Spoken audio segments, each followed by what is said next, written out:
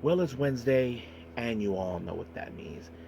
As you probably know, we have WWE Evolve, featuring, of course, wrestlers who mostly you see on the independents, those who are part of the WWE ID, and of course, wrestlers you may have seen on NXT Level Up but now appearing.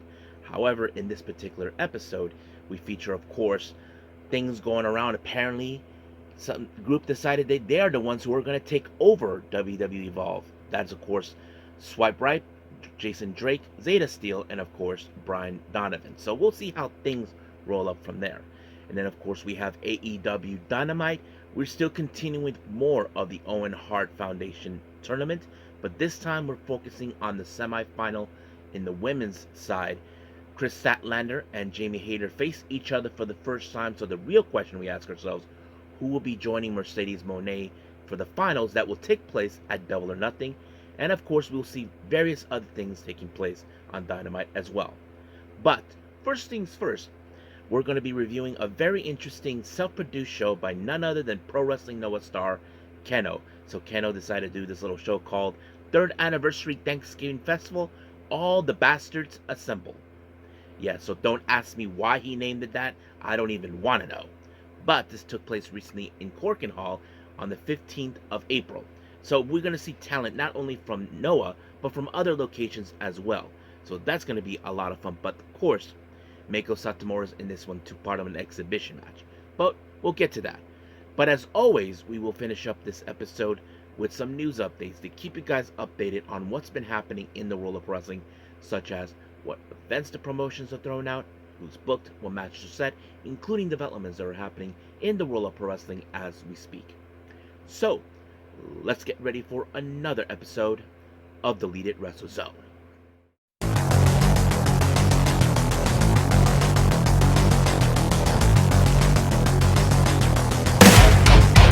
Are you ready? Get up, get up! Get up, get up! Get up, get up! Get up, get up! Get up, get up! Get up, get up! Hey everyone, welcome to Deleted Wrestle Zone, all things that is pro wrestling with AEW, NXT, New Japan Pro Wrestling, TNA, the National Wrestling Alliance, various promotions, wrestlers, matches, and championships. I am your host, J-Rod here. So, if you are new to the channel, welcome. This is a channel we do a lot of pro wrestling reviews from various promotions, not only here in the United States, but also in Japan, Mexico, Canada, Europe, the UK, anywhere in the world. Pro wrestling is not as big, but it continues to grow. We also, of course, do discussion videos, talk about various topics such as the wrestlers themselves, the promotions, factions, storylines, whatever we want to talk about. We also, of course, do more news updates. If certain information was unable to be on this episode, we can either put it on the next one or on a separate video by itself. We also, of course, do real-timing news updates to keep you guys on alert if something has happened in the world of wrestling that needs to be addressed ASAP. We also, of course, got the Unagi Sayaka watch and various other cool wrestling content as well. So if you like what you see, please subscribe to us, so click on that subscribe button. You'll be getting a lot of daily reviews and other cool wrestling content as well. But if you like this episode, please give us a like on the like button or a nice comment in the description down below. Now, enough with the pleasantries. So, let it begin. So, let's begin, of course, with the self-produced by Kenoh.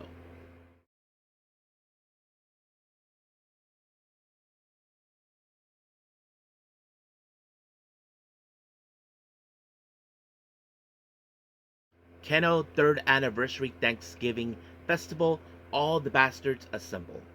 So, as I said before, this took place recently on the 15th of April in Korakuen Hall. Now, those who are not familiarized with Kenoh, let me give you guys a brief description of him. Kenoh is a wrestler based out of Noah. He has a bit of a martial arts background. Not to mention, he has been one of those wrestlers who's been opinionated about other promotions. But here's the thing about him that you guys don't know. When he's in the ring, he's like this tough, badass person who doesn't give a damn about anything but for what he believes in. So that's who he is. But outside the ring, he's a nice, friendly guy. He likes to have a bit of fun, interact with people. Not to mention, he has a very successful YouTube channel. But one thing that made me like Kenoh is that when he was asked to participate in the Hana Kimura Memorial Show, what was it, either last year or the year before, people questioned him, why did you do it, man? Were you trying to gain publicity? And Kenoh said, no, I'm here to help a woman who lost her daughter. And he says it pisses him off knowing that people did something stupid. He wants to make awareness saying that this could happen to anybody. And that's what I like about Kenoh. He's like, forget me on the ring. This is serious. So that's what I like about Kenoh. But I never knew about he did this self-produced show, but I think it's going to be fun. So let's begin with this one, of course. Our first match we have, I think he's a Noah rookie named Daiki Adashima. He takes on against Kenta. So yes, for those who don't know, Kenta is no longer part of New Japan. He returned back to Noah where he originally came from. So yeah, so the rookie took on Kenta. You probably can guess that this match ended with Kenta defeating him, but not with using the go to sleep. I mean, which was obvious, of course, to anybody who knows him. But he used, of course, the same kind of move that every rookie gets, which is the Boston Crab, which is, for those who are new to the channel, Japanese rookie wrestlers have to learn how to master it. And I think this is the best way for them to learn, by someone who's well experienced. So that always plays out. So Kenta won by submission, and just like that, over. Our next match, we have a bit of an exhibition match. We have Kenoh versus the final boss, Meiko Satomura. Now, I'm sure this was Kenoh's idea due to the fact that we're getting closer and closer for Meiko Satomura, who's going to be retiring on the 29th of April. But it wasn't a heavy match. It was just an exhibition match. Basically, nothing too big. But the time limit of this match is 5 minutes. However, if 5 minutes doesn't seem long. But, unfortunately, there were moments where, of course, people booed Kenoh for the way he was treating Meiko Satomura. But, however, the match ended in a time limit draw after 5 minutes. But I don't know what Kenoh said to her in Meiko Satomura, but I'm sure that he gave her some really nice comments about her career that she has done in the world of pro wrestling. I'm not sure that's what it is, but I'm sure that he'll cherish this moment for the rest of his life. Next up, we have Hajime Ohara teaming up with Shuji Kondo. For those who don't know, those two guys were part of the faction Kenoh used to run called Congo, which means diamond. But unfortunately, Kenoh disbanded it. But they have him team up with a mystery guy named Katsu, who owns some sort of a food joint. I don't know where. Kenoh likes to meet people in very interesting locations. But however, because of his history with this faction Congo, well, as you know, recently Kenoh had a faction he formed with Kaito Kiyomiya called Rebellion. But recently he left. But he put those guys, Alejandro and Kaito Kiyomiya, teaming up with another mystery partner, and this person turned out to be someone who runs the promotion and who's also a friend of his, named Kabuto Himitomi. He runs the promotion that I may have reviewed a few times, PPP Tokyo. So they teamed up, which is a very interesting thing.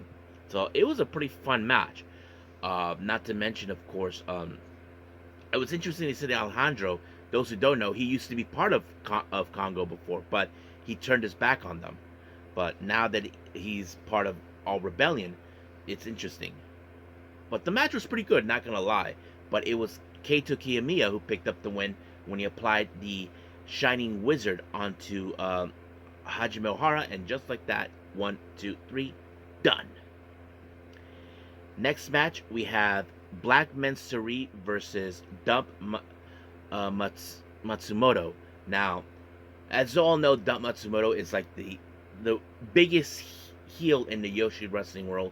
You may have seen her a few times in Stardom.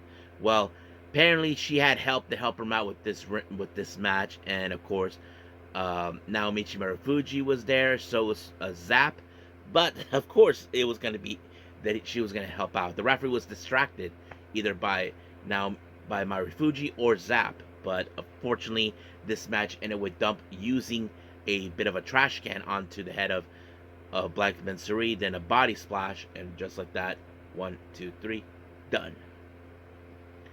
Next up, we have a very interesting, of course, mixed tag team match. We have Big Hash herself, Chihiro Hashimoto, teaming up with Manabu Soya.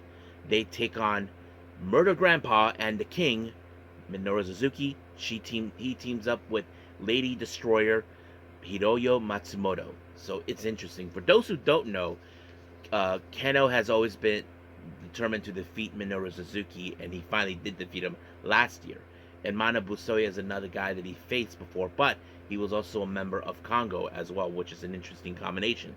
So, how this match ended? Well, it was Minoru Suzuki being the king as always. He picked up the win when he applied the Gotch-style pile driver onto Manabu Soya, and just like that, 1, 2, 3 is over. But the way it ends is, of course, Minoru Suzuki had Lady Destroyer be right there, because if you guys know the song to Minoru Suzuki's theme, you know there's a part you have to say Katsi ni nare. That's right. He wanted her to get involved with the moment, and I thought it was pretty cool. So that's pretty much it for that match. And now for our main event, a very interesting one. We have Kenoh teaming up with Jinsei Shinzuki. They take on Kenbai and Hiromu Takahashi. Yeah, same Hiromu Takahashi from New Japan, guys. Not lying here. So yes, and for those who don't know Jinsei Shinzuki, he's this guy who has like these tattoos on his face, on his body. Well, I think they're fake, but he was part of the final match with the Great Muta back in 2023. So it was a good match, but however, this match ended in a double submission, but the legal person in the match was Kenoh and Kenbai. So just like that, it was over. So they Kenoh and won by submission, and it was over from there. So I thought it was a pretty good show, not gonna lie. I mean, seeing people that were part of Kenoh's history, you know, when he was part of Congo or Rebellion, or possibly wrestlers that he considered one of his best adversaries, that sort of thing. But or friends that he made along the way, like Kenta, for example. But I loved it. So I think that's pretty much it for this one. Let's move on with WWE Evolve.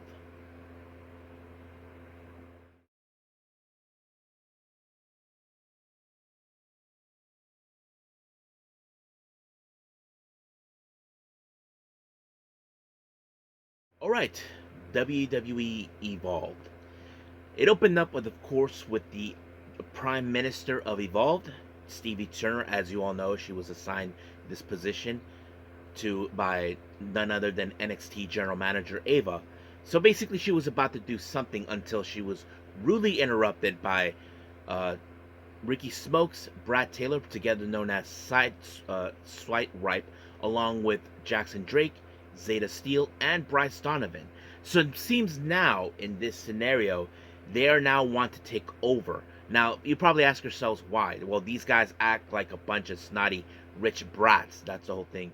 Stevie Turner was not happy with the fact that a group of brats decided to interrupt her to give to address the fan base and all this. So, however, Jonathan Drake was scheduled to face against Sean Legacy, so it happened. But, however, they decided to be involved in the VIP section and decided to interfere in this match. But, like the old saying goes, you got caught with the cookie jar by the ref. So the ref told Swipe Ripe, Zeta Steel, and Brian Steinman to get the hell out. So basically, things didn't go exactly according to their way. But luckily, of course, Sean Legacy was able to pick up the victory when he applied the disheveled onto Drake, and just like that, 1, 2, 3, it was over.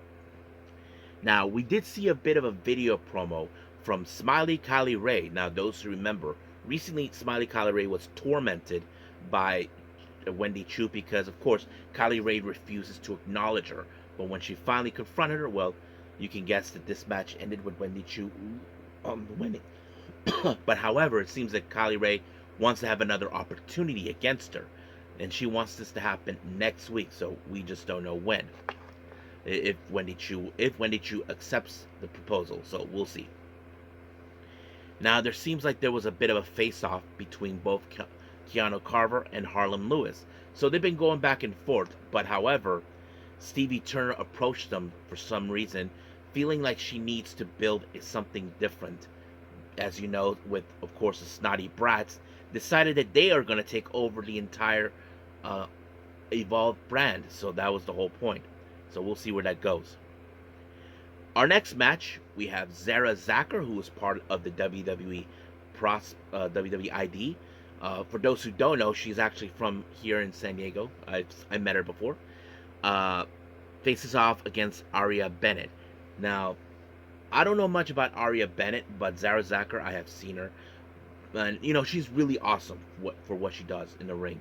But she does that whole kind of like cartwheel backflip or whatever she calls it into a cutter, and that's how she picked up. So they call it the Control Z, and just like that, one, two, three, done. However, Chuy Martinez wanted to do a little post-match interview right outside of the ring to talk, but however, lights turned off, and it doesn't take a genius to figure out what this was about. And scary enough, there was a bear right there, and those who know this was the same thing that Wendy Choo did to Kylie Ray.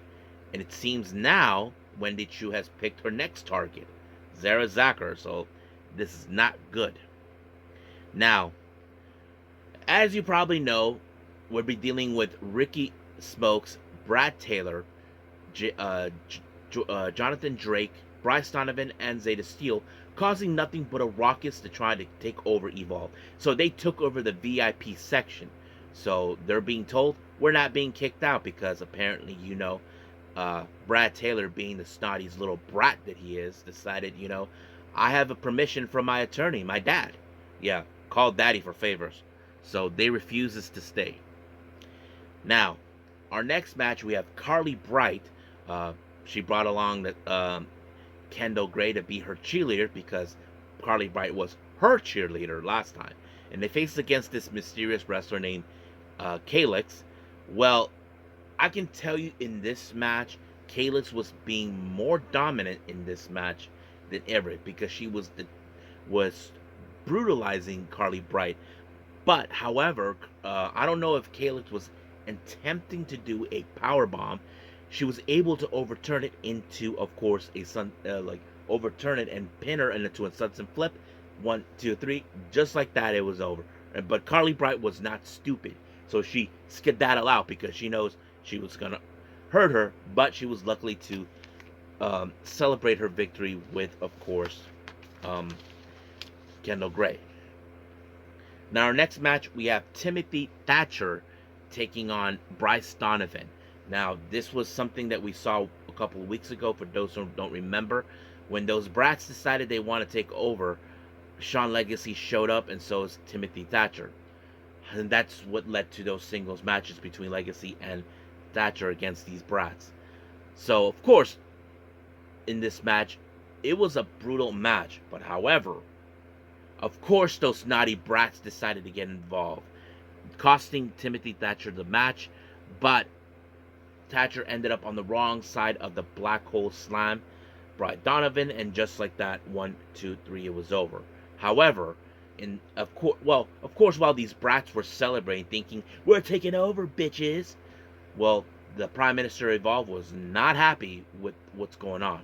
So see, it appears that Carver and Lewis are starting to understand that they need to unite in order to deal with these idiots. So most likely we could see a war, who's going to take over Evolve. Kind of interesting, don't you think? But we'll see what happens next week. So we'll leave it as that. But as of right now, let's move on with our last and final review, AEW Dynamite.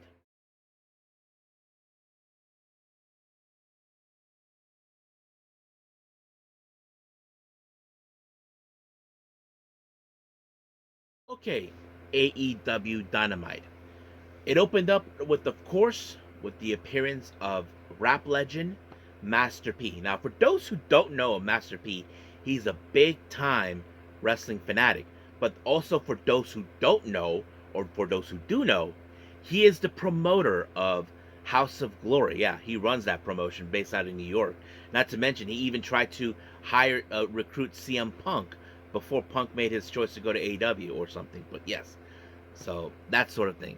So of course he was there, and then of course the Ops, as you know, our brand new AEW World Trios champions, were there to celebrate until they were interrupted by the sudden ambush by the Death Riders. As you know, the Death Riders are a bunch of big crybabies after losing these titles, but Moxley being threatened with with Samoa Joe, who is now being nominated as the challenger. However, the Death Riders were able to overturn it, but the Death Riders had a very unusual help from the Elite, more specifically the Bucks and Okada. Now, of course, John Moxley said he wants nothing to do with them, but the Elite feel, come on, man, we should be friends. But like, screw you, assholes. That kind of scenario. But however, the Elite, in fact, were being surprise attacked by Swerve and Kenny Omega. So as you know, they have some unfinished business with them. So we'll see what happens. I mean, it seems now that we have a somewhat of a team that truly can represent AEW against, of course, the Death Riders and possibly the EVPs. Now, we did see an interview with the Patriarchy. As you know, Nick Wayne is now the brand new ROH World Television Champion. It appears Christian Cage, once again with his usual ways of being a dick, decided to take away the title from him, saying that he has outgrown the Patriarchy. But we don't know what this means. But the real question, has he? I mean, we know he questioned Christian Cage about how things turned out after, of course, when he couldn't win the AEW World title. But we'll see what happens from there. Now, our next match, we have Ricochet versus Mark Briscoe. So, of course, as you know, Ricochet is determined to be the biggest dick on the planet, but Mark Briscoe, well, he is one of the toughest SOBs on the planet.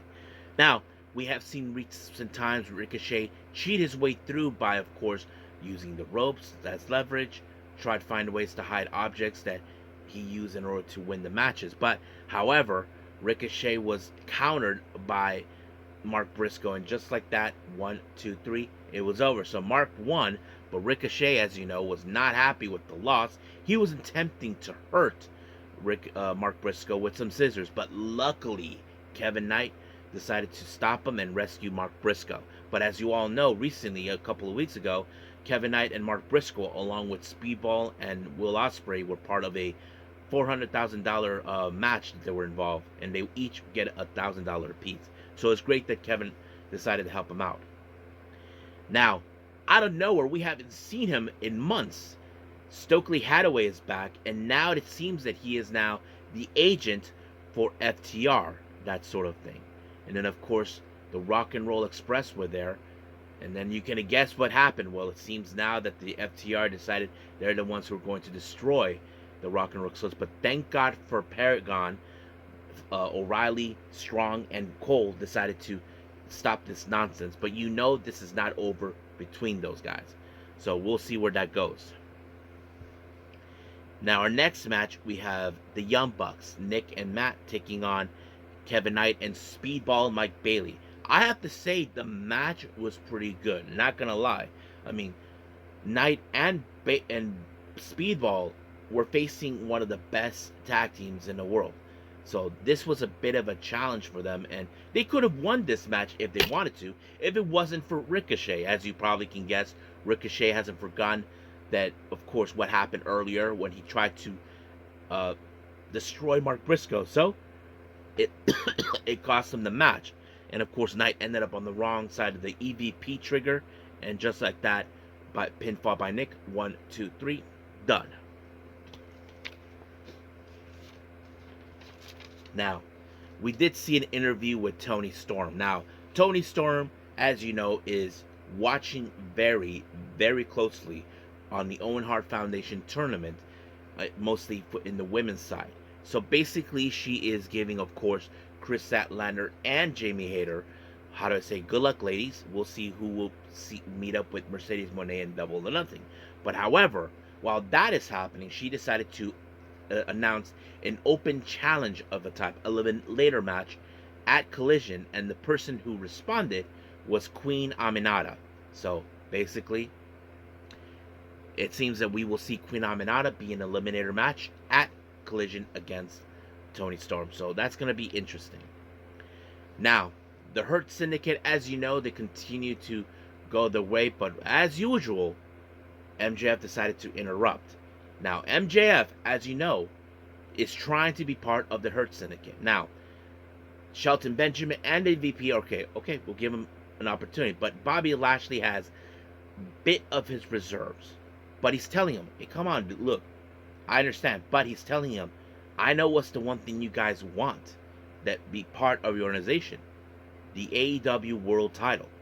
So basically, it's like he's using it as a way to say, look, you guys want this? I can help you get it. Let me take care of that, and I'll be part of the group. So basically, he's playing a smarter game. And then, of course, MJF let him sit on his brand new car, but Bobby Lashley just drove up, and MJF told him, just give what they want. Don't worry about it. So basically, he tried to ease his pain on that. Now, Hangman Page, as you know, he was interviewed by Renee.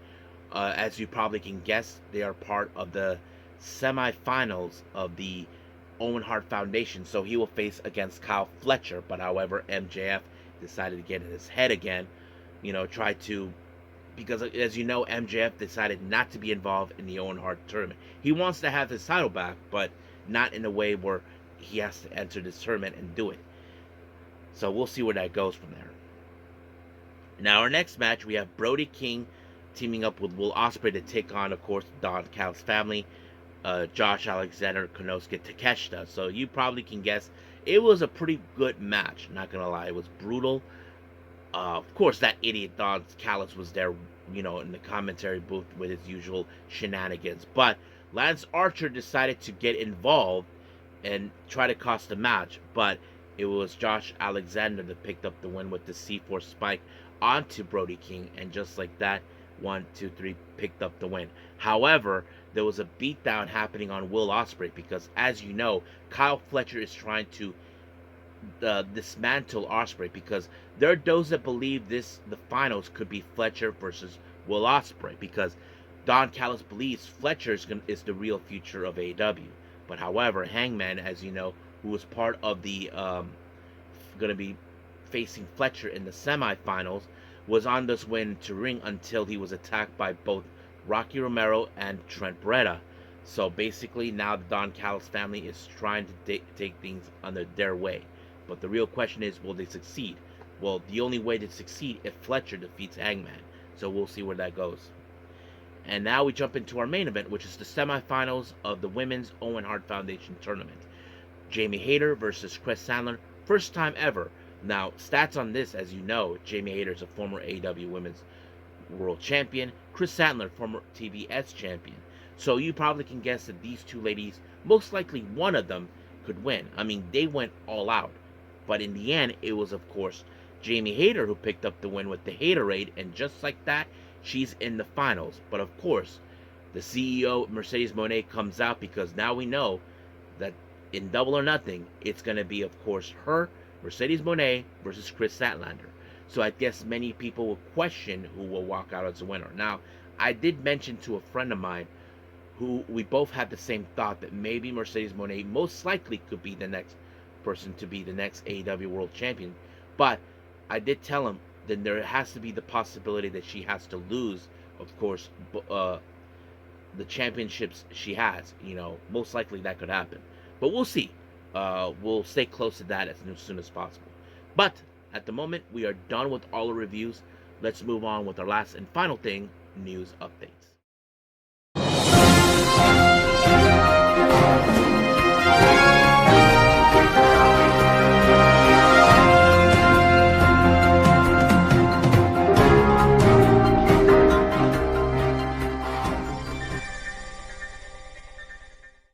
Okay, so welcome to our news updates. As always, let's start with, of course, upcoming events with the promotions. As always, we're going to pile up with the GCW events. As you know, on May 3rd, we have the upcoming LA show for Crazy, Scary, Spooky, Hilarious. It was announced that GCW World title will be defended. FE defends his championship against Alex Hammerstone, so that's going to be interesting. Then, of course, the following day, they make their way to Portland, Oregon for We Still Don't Trust You on the 4th of May. Mance Warner will be in action to take on Alan Angels. And then, of course, on the 18th in Rochester, New York, also known as Brody Lee Country, it was announced for the run for it on the 18th of May that the JCW World Title, the Jersey Championship Wrestling, in case anybody asks, Masha Cyrus defends her championship against the Silver Tooth Satan, Acticus Cobra. That's gonna be one brutal match. Not gonna lie. Now, it was announced that this coming Saturday, of course, by AEW, that in Collision, Anna Jay makes her return. Now, we still don't know where she's been this entire time. Not sure if she was given a break or if she was injured. That is still unclear, but it's great that she's coming back. A promotion based out of Sacramento called Supreme Fight Pro Wrestling has announced that there's going to be a WWE ID match consistent of Jack Cartwheel and Timothy Thatcher. So those who know, Jack Cartwheel is part of WWE ID, and as for Timothy Thatcher, well, I'm not sure. I think he's part of the ID as well, WWE ID as well. So it's announced for that promotion they're going to have that match. Vietnamese promotion Vietnam Pro Wrestling has announced for their May 3rd event that the Vietnam Pro Wrestling Women's Championship will be on the line. The current champion, Yuki Kamifuku from Tokyo Asia Pro Wrestling, will defend her championship against someone who is a Vietnamese born of heritage, Viva Van. So she will be challenging for this belt. So it's going to be interesting. Yoshi Promotion Marvelous has announced for their 9th anniversary show that'll take place on the 5th of May, or as we know it in Hispanic terms, Cinco de Mayo. They invited 2 women to be part of it, Johnny Robbie and Amira Lala. So yes, so they'll be participating in this in Korakuen Hall in Japan. House of Glory has announced for the Raging War. How this one features Cedric Alexander versus Mike Santana. However, for those who don't know this, Mike Santana is currently the House of Glory World Champion. But if he loses the match against Mike Santana, that means he's no longer the champion. The person who's challenging him this Friday is none other than the Alpha, Konosuke Takeshita. But if he retains the championship against Takeshita, most likely his match with Cedric Alexander will be a championship match. So it's still not 100% conserved after the Friday show for Isolation. So we'll just have to wait and see. Now, Kitsune Women's Wrestling, as you know, they'll have a 2-day event, one in LA, one in San Diego here. They just announced for the San Diego show, we have Miyu Yamashita, the Pink Striker, taking on Zara Zacker. That's going to be one hell of a match. Now, I haven't purchased my tickets yet. I'm definitely going to go. So I'm just waiting for the right moment. But for right now, we'll leave things as that. So let's move on, of course, with our next with developments here. Sad news. It was announced that Steve Mongo McMichael has passed away. For those who are not familiarized with them, Steve Mongo McMichael is a former football player. I don't remember what teams he played, but he does have a bit of a history with Bill Goldberg in their football days. But for those who don't know, back in WCW, Mongo was a member of the Four Horsemen. If you guys didn't know that, yes, he was a member of the Four Horsemen with Ric Flair, Arn Anderson, I forgot who else. So yeah, he was part of it. But it's sad to hear he's passed away. So rest in peace, Steve Mongo McMichael. Now, as you probably know, today is April 23rd. As of right now, as you probably don't know, Mike Santana has been the House of Glory World Champion for at least 509 days. So basically, he is the longest reigning champion ever. So that's pretty a big accomplishment out of Mike Santana since he left AEW and going solo. That is a big one right there. So I'm very happy for him. So yeah, Stardom has announced that on the 24th show, which is going to happen real soon, that Natsuko Tora, due to poor health, it will be unable to participate. So the card has been changed from what they're saying, so we'll see. Information has aroused. As you all know, this recently we did have, of course, the WrestleMania week. Among them was shows like the Collective, where GCW shows will be involved. Well, it was announced that in Bloodsport, they announced Lou Nixon, who was going to be participating in the show. However, he was removed from the show because apparently Josh Barnett wanted to add WWE talent. So that kind of it was a bummer. However, uh, Lou Nixon was given an opportunity. Hey, if you're not going to participate in Bloodsport, how about join the Clusterfuck, which of course he did. So basically, he got involved in that show instead. So it's great to hear. Now, as you know, we're getting closer to Stardom's upcoming event for All Star Dream Queendom. Sareee has announced that she'll be attending the show. Now, many of you may question why. Well, she has one thing in her sights, and that thing is, of course, the IWGP Women's Championship. As you all know, Mayu Iwatani will defend the title against Shooty. Now, Shooty has challenged this belt before, but no success. And now, recently, she issued a challenge, and Sareee felt like, what the hell? So basically, that's what happened. But this is what she said to Tokyo Sports recently. That she said, I believe that Iwatani will definitely win and choose me as the next challenge. And that's why I'm going to Yokohama Arena. I'll be there to watch this match from up close. So basically, she'll be getting a bird's eye view. And she believes that maybe this will be the opportunity. If Mayu Iwatani does retain the championship, then she'll be the next challenger. So we'll see what happens. And then finally, many of you may have heard that former AEW star, former member of the Dark Order known as Five, Alan Angels, is no longer part of TNA, so he's a free agent. It was revealed that his contract with TNA has expired, but he left behind a statement that he wants to put out, so let me read this for all of you. The thing about wrestling is no matter how much you love it, it doesn't have to love you back. Wrestling doesn't owe you anyone anything. Not gonna lie, this is a big hit to me. I love TNA. It was my absolute dream to wrestle under the brand that I have watched since I was little. I love the locker room even more. I'm leaving with nothing but good memories of friends that I have made. And I'm once again starting over, truthfully. I have no idea what's next, but I will never give up. Wrestling is my passion and has been since day one. I started watching as a 7-year-old boy. It's all I think about every second of every day, and I can't imagine ever doing anything. Thank you to anyone that ever watched me on TNA programming, and just know this is the end for me. So basically, he is like treating like he'll be okay, even though it sucks that he's no longer a part of TNA, but he'll be okay. We don't know what's next for him. We know he is currently the Prestige champion. Recently he did some events in the Las Vegas show, so we'll see what happens from here on out. So we'll stay tuned more for him. So I think that's pretty much it right now for our news updates. Let's call it a day. Well, I hope everybody enjoys this episode. Coming up, as you probably guessed, we have TNA and of course Ring of Honor. But if there's any other events, I'll let you guys know. So the priority is Ring of Honor and TNA. So we'll see what happens. We'll go from there. But as of right now, I'll see you guys in the next DWZ time. Same DWZ channel. I must bid all of you adieu. So, goodbye.